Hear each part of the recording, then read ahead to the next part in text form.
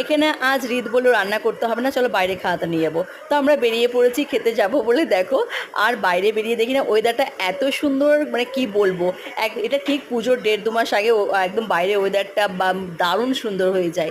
একদম পুজো পুজো একটা ব্যাপার আছে। এবার দেখো আমরা চলে এসেছি মালদা রেস্টুরেন্টে, আর এখানে দেখো আমরা নিয়ে নিয়েছি নিরামিষ থালি, যেখানে আছে আলু পেঁপে ছোলা দিয়ে তরকারি, একটা আছে আলু পটলের বড়া দিয়ে তরকারি, একটা আছে আলু সোয়াবিনের তরকারি, আর তারপরে আছে ডাল, পায়েস, 2 রকমের আলু ভাজা, পাঁপড় ভাজা, বড়া ভাজা, আর সাথে তো লেবু পেঁয়াজ তো কমন, এটা আছেই। তারপরে এখানে দেখো আমরা সুন্দরভাবে আমরা 3 জনে খেয়ে নিয়ে তারপর আমরা এখান থেকে বেরিয়ে পড়লাম মৌরি চিবোতে চিবোতে। তারপরে আমরা এখান থেকে গেলাম সোজা বাদে। বাদে সত্যি আমরা বেশ কিছুক্ষণ সময় কাটালাম।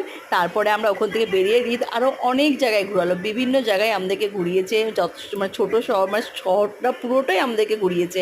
আর আমরা ঘুরিয়ে টুরে নিয়ে বেশ মজা করে বাড়ি ফিরে এলাম। তো বলো আমাদের ছোট্ট মিনি ব্লগটা কেমন লাগলো?